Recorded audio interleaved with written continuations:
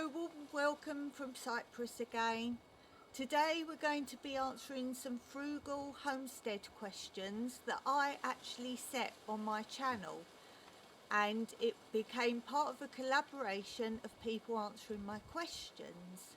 I have recorded myself answering my own questions, but I thought for fun today I would get my husband Mike to answer the questions so you could make comparisons of our answers. Before we begin, I would like to thank the people who did answer my questions on their videos. So I need to thank InYa Yard Homestead, Homestead Aus, Downunder Farm and Forge, and GRAYnomad. Links will be in the description below so you can see them answering these same questions. So now we'll get Mike to answer the questions. So, question 1. How long have you been homesteading and or living a frugal life? I suppose you could say it since we've been here, which is 15 years. Okay, very good. Question 2. What country are you from England. and where are you now? Cyprus. Plus, why did you choose the location where you are? Well, we wanted somewhere with a bit of space, and the estate agent said they knew of a place, come and have a look. And it was everything we wanted. Well, building was in a bit of a state, but yeah, with the views and the land, so we said yeah. Okay, question 3. If you could grow only one fruit and one vegetable, what would they be and why? Well, definitely tomatoes, because you can't beat fresh tomatoes, and they literally go with most things. As for trees, I don't know, fruit. We did have some peach trees here, but only a couple, and they were on their last legs when we got here apparently. But yeah, we'd like to get a couple more of those, because I do like some fresh peaches. Okay. Give your one best tip for living a frugal life. Let the wife get on with it. Excellent. Give your one best tip for homestead living. Move to the country. Yes, you've got to have the ground. People can do it in suburbia and in the towns and do very well with it, but if you've got more land, you can do the more more. land the better. You can do quite a bit more. Tell us something about you that we would never have guessed. Well, back in England, I got into building kit cars, or resurrecting them, I should say. I never bought one from new and put it together, but I've certainly taken a couple apart and rebuilt them. One of which was a Series 3 Dutton Phaeton, which looks like a Caterham 7, Lotus 7 type. Once it was finished, I went with 3 other guys. We took our car to Le Mans in France for the 24-hour race, and they were quite amazed at the amount of kit I packed in mine, because I had folding chairs and all sorts. But yeah, did enjoy that. Would like to have brought one of them here, but knew where we were going. The road's so bumpy and that they'd probably been beached on a rock or something trying to get up the road. But yeah, do miss those. Question 7. What did you do before this style of living? Your job or your background or previous lifestyle?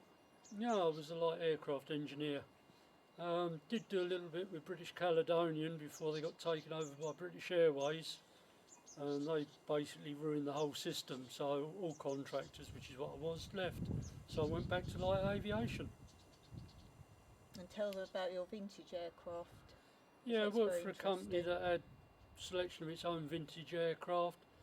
They're the best things. Unfortunately, I didn't know that much about them, but I learnt a little bit as time went on. What was the oldest one you... 1929 Curtiss Wright Travel biplane. Yeah, I was a bit upset with that one. After we finished work on it, the Civil Aviation Authority wouldn't licence it as a 2-seater, so I couldn't get to go up as a joyride passenger. Most upsetting. Okay, question 8. Tell us about your style of growing methods and why you use that method of growing crops. No, that's all up to Dawn. She does the growing. I might go around, prune the trees, dig things out if they need it, but no, Dawn's the grower here. And what do you know is our main style or styles? Just what I see coming along. I've made some raised beds for her. She's stacked some stuff and calls it whatever it is, hugel or... yeah, she gets on with it. Question 9. List the main crops, trees and produce you grow. Well, the main crop here is olives. There's so many of them. There's a few pomegranate trees, a few lemon trees. That's the bulk. And then whatever else Dawn's put in with regard to growing. Okay.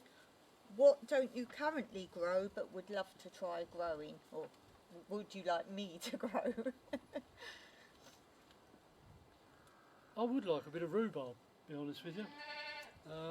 Bit of rhubarb so we can have a nice crumble. I've actually got a recipe coming, I haven't told you yet. I have got a recipe coming from Cathi, who's from Little Garden Big Dreams, and she's going to send me a champagne recipe with rhubarb. Oh. So I'm going to grow that for sure once she sends me the recipe. Yeah. And we have to do a video on that then, and we'll link you Cathi then.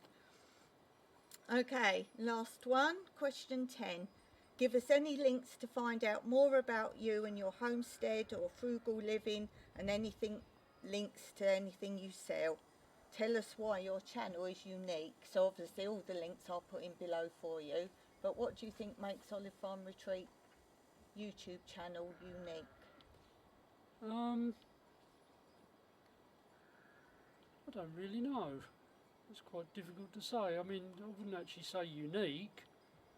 We're certainly slightly different with our approach. Certainly friendly. We're actually on site all the time because it's obviously a room within our farmhouse. Yeah, no, I don't really know about unique. So just because you follow the Airbnb that we do here, Yeah. and you show all what we're doing for the development. Yeah, everything's there. And they get to use some of our homemade tables, chairs, things like that.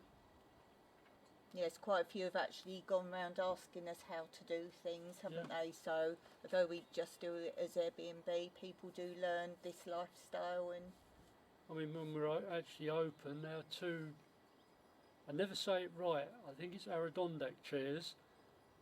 We stick up the far end, and in the evening when people have been out and whatever and they come back, they tend to just go up there with a drink, sit there and just look over the Mediterranean Sea.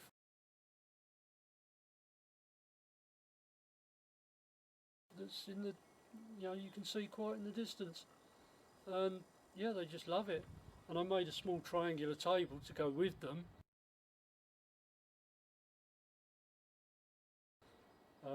Again, 3 legs because it doesn't wobble. This is what I tend to do with most of the tables I try to make.